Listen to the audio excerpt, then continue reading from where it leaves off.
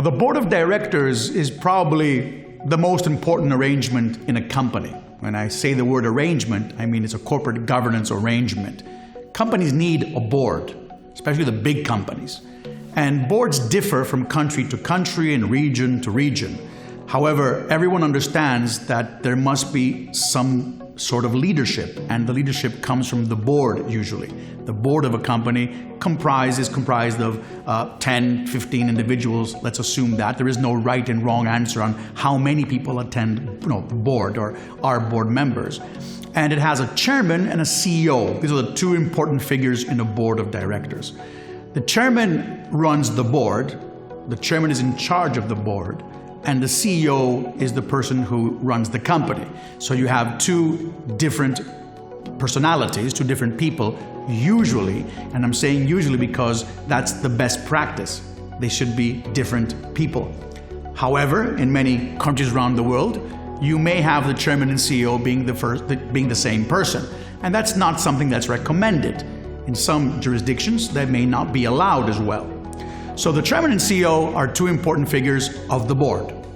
The board now also has non-executive directors. The non-executive directors are directors that don't work on a daily basis for the company, have to be independent and unbiased to do their work. They're not allowed to buy any stock in the company, and even their spouse, children should not be able to work for that company in order for them to be unbiased and to have no conflict of interest. So the amount of non-executives depends on the jurisdiction you are, but to give you an example, non-executives in America should be more than half. That's what the American Sarbanes-Oxley Code calls for. So there should be a very good balance between non-executives and executives of the board. In many cases, it could be 60 or even 70% of the people could be non-executives.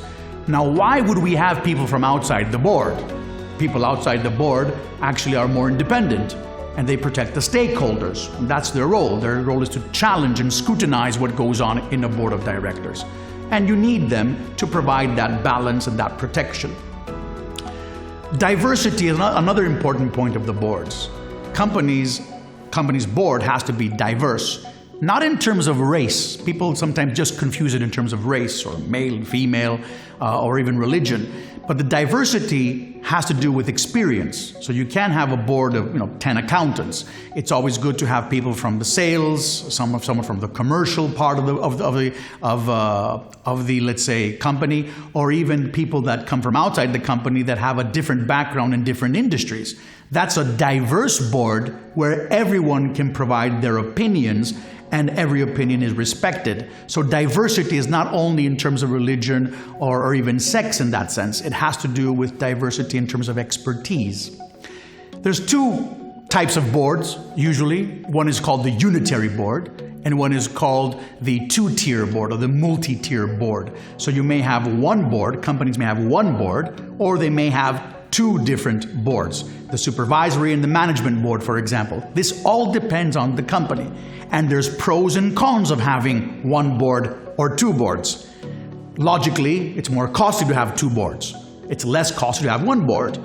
However, you have more opinions in two boards. So it's always good to know the pros and cons of having a unitary board or having more than one board.